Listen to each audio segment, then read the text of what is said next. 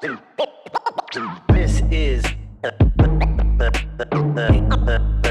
Inkpulp podcast. This is the Inkpulp podcast. Comics, hip hop, life.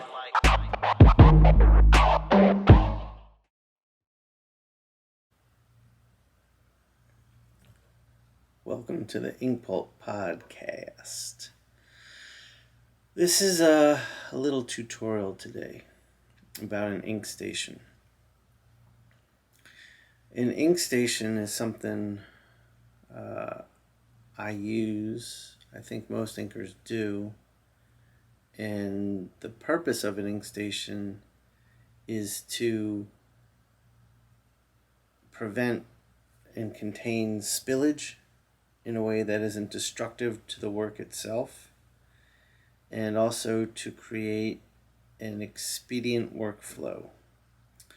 So I'm going to take you through my ink station today, show you what it looks like, explain a little bit about it. And this is my first tutorial that I've done for the Inkpulp podcast, and there's more of these coming. But this is also kind of the initial launch of a new wing of my business called Inkpulp Instruction. As a lot of you may know, or if you're a listener, you've heard me talk about it, I spent 10 plus years teaching college art, and the bulk of those years were spent teaching comics, or what's known as sequential art, at SCAD in Atlanta. I built the program up here with my good friend Pat Quinn, and I think we did a damn good job. So I've been kind of itching to put my teaching to use again, and I hate the idea of going back to school, just like I hate the idea of going back to work for corporate comics. I am very much focused on and interested in a completely independent lifestyle as an artist, as an instructor, as a podcaster. So I'm creating Inkpulp Instruction. And there's going to be little tutorials like this one that will be for free on my YouTube channel and social media outlets. But I'm also going to be recording a series of downloadable instructional videos. And I will be recording some of myself, but I also have a lot of my artist friends and a lot of artists in the industry wanting to record episodes with me as well. So I got some really cool, fun ones planned. And kind of to give you a picture of what Inkpulp Instruction will look like, it will teach you something. There will be a lesson. The first bulk of the videos are going to be focused on inking. A lot of you are fans of my inking, and a lot of my fans know me as a specialized, highly specialized inker, is probably a good way to put that. Fans of my inks. I'm a practitioner. I'm a technician. So, and this is an art form that I see becoming less utilized and more specialized, which is good and exciting. I think this generation of inkers today is redefining the art of inking in a whole bunch of new and exciting ways. And I want to get some of the previous generation of inkers to do some lessons as well. I want to preserve the history of this art form and the many different techniques and styles that have been used as much as I can.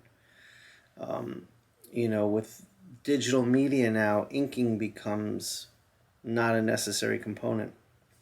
You could simply just sketch in black on a computer, but that's not inking. So my goal here is to have a library of these, and then to reach beyond that and cover all aspects from thumbnails to anatomy composition, writing, coloring, lettering, all of it. I want to do all of it. I want my future website, Inkpulp, to offer you or offer anyone the ability to get a really well-rounded education in comic book art for an extremely affordable price. Because look, if you're going to go to art school, that shit ain't cheap.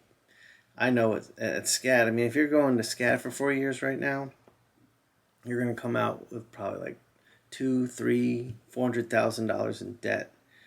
And comics ain't the place to make that money back.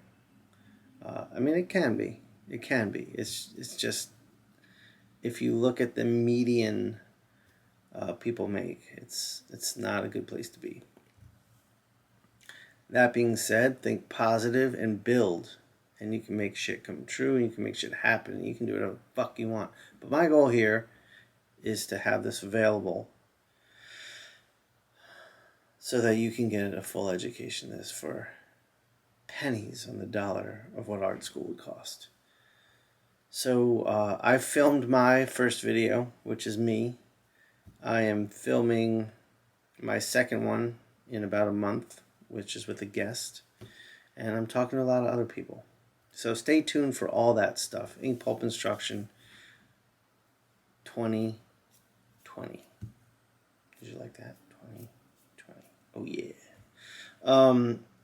Yeah, so this is kind of like the first, let's dip our toes in the water. Let's see what the fuck this is about. And this one is on the house, gratis. I'm going to do more of these. I think it's an interesting outlet to do some of this shit in. So, yeah, why don't you make sure you've subscribed to this YouTube channel. Do that real quick. I'll wait. Thank you. Oh, and why don't you go ahead and like this video? I'll wait. Just going to stroke my beard. I know what you're thinking.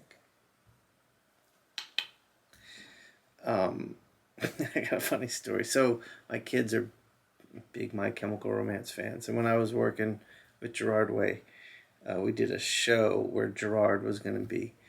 And we were back in the green room, and Gerard came in, and we were just kind of shooting the shit. And my kids were quietly freaking out with their friends. And so I introduced my daughter, and then I introduced my son. And he went, so we don't let him live that one down, because that's hilarious. He's like Fantastic Mr. Fox. Anyways, back to it. Okay, so, you've liked it. You've liked the video. I appreciate that. Much love.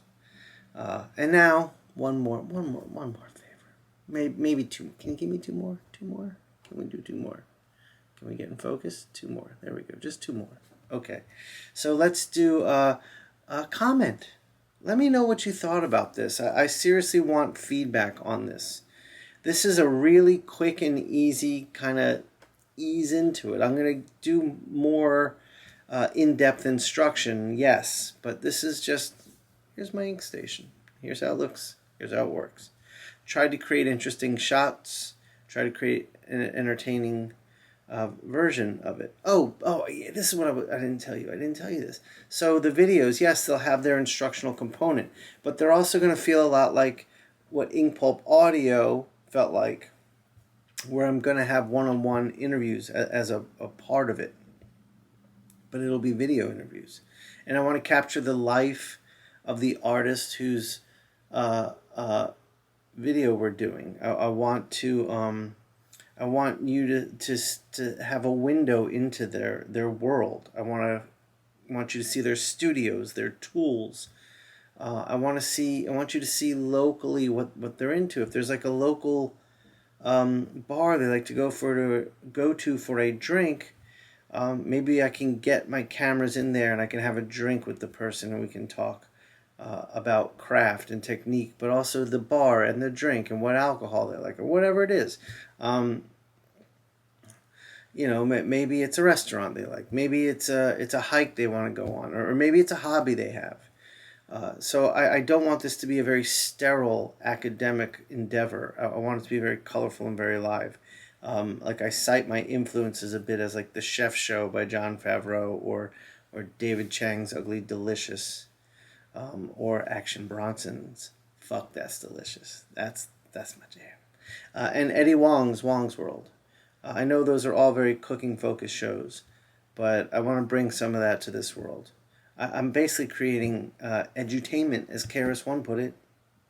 Edu-fucking-tainment from Inkpulp coming your way. Do me a favor, one more. This is the last one. Promise. Just follow me across all social media at Inkpulp. My Facebook page is coming back. Twitter is up. Instagram's up. TikTok is up. And I believe that's all my outlets. So, sit back and get your learn on. And let me know what you think. Peace. Hi. Welcome to my ink station. Today I want to teach you all about what an ink station is, why I use it, and why I think it's important.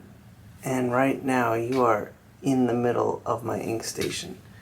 You can see I got a little bottle of ink here, got my white ink, got my brush cleaner. Let me change shots, give you a better angle. Okay, so what we've got here is my ink station. Got my little butcher's tray here. It's just a metal tray you get for watercolor painting to mix your paints on. I've got here is a glass candle holder and a rubber stopper from Home Depot. And inside of this little beauty is my black ink.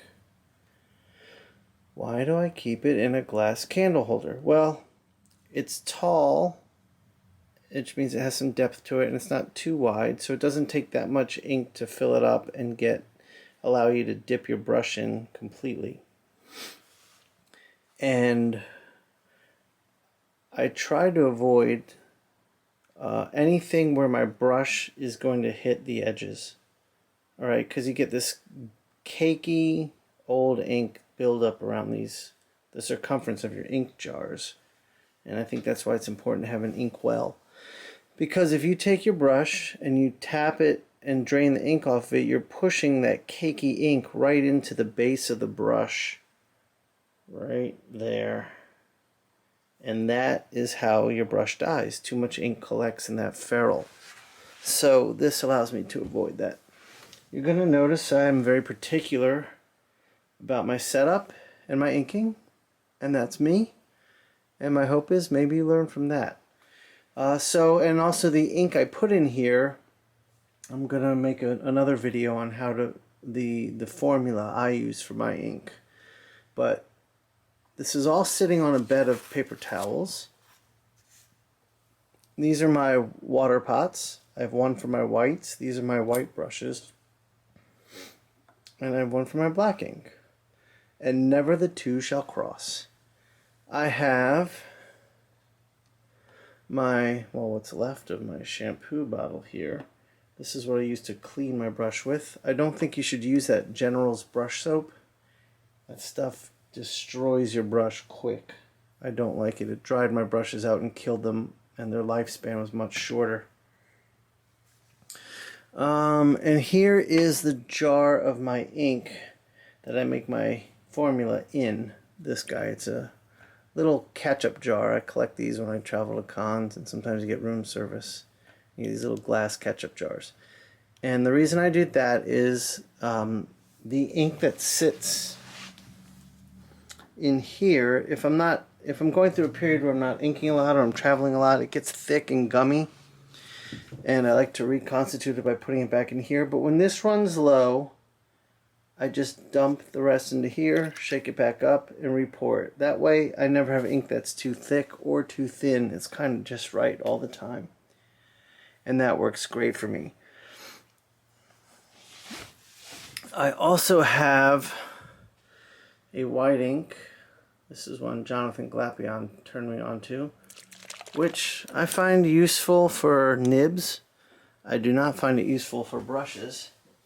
for brushes, this is an old bottle so it's hard to see, Deleter White number 1. That's all washed out, not number 2. Number 2 is an acrylic ink. Number 1 is a gouache. So while number 2 is waterproof, number 1 is more opaque. So I'd rather use the more opaque ink and know it's not waterproof. You can ink on it, on top of it a bit, as long as you don't noodle too much, and you'll be fine. But if you start noodling, you're going to get yourself into a little bit of trouble because it'll get gray.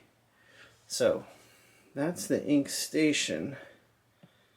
And then right up here, let me pull back,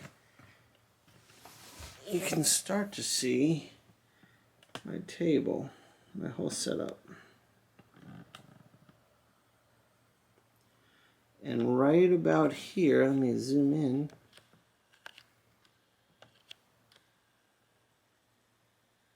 Right there is my scrap paper that I sharpen my brush on. And maybe what I'll do is at the end of this video, I'll kind of show you how that all works. But so my ink station consists of having the tray with the water and the ink, and there's also, I didn't show you, my nibs are on here. Not that I use them that much, but I'm trying to use them more and more and more. And right next to it, the ink, the area I sharpen my brush on. So I'm going to change my shot and get into the driver's seat and show you how this all works. Hello again, I'm back here. Now I'm in the driver's seat. Got my little new selfie stick. I'm going to turn around. You can see right over my shoulder, I got my inkwell. And then as we come around, here's my table. It's a big motherfucker. But let me show you how this all works. So my ink station is right next to me while I ink. And what I'll do is, I'll dab, get a little water in there, and then I'll dip, and I'll load the brush up. And if you can see, if we can get a good focus on that, let me get over the paper here. There you go, you can see the tip of the brush is gone, because it's so loaded with ink. So what I'll do is let the paper towel kind of soak some of that up. And now if we come back to this shot, the tip is coming back, and that's where sharpening it is. So it's a pull and twirling motion. And after a couple times with that, ooh, the razor sharp brush is back in effect. And then you are ready to ink. You can do whatever the hell your heart desires. And then when you get low, you come back. See how easy this is? Dip. And depending, maybe I want a full brush. Maybe I'm doing some big black strokes. Maybe I don't want a sharp point. So then I'd load it all the way up and get some really big strokes. And now I need some fine strokes. So I'm going to come over here, sharpen it. And then I can do some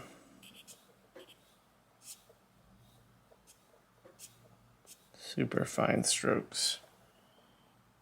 You can see the difference. And that, my friends, is why I love a brush. So this is kind of the jam, the ink station.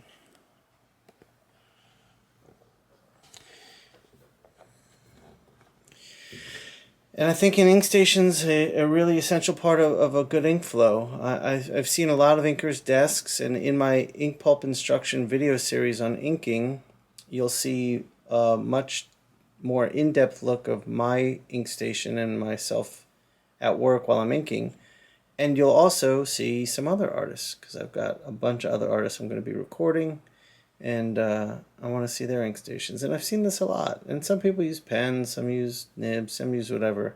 But this setup is essentially for brushwork, because that's what I do. So I hope you enjoyed this little tutorial, if you will. I'm going to be doing more and more of these. This was very basic and simple. I'm kind of getting used to the format and experimenting, but let me know in the comments below if you like this sort of thing. And if you have any questions, ask there, and I will answer. Thanks. Peace.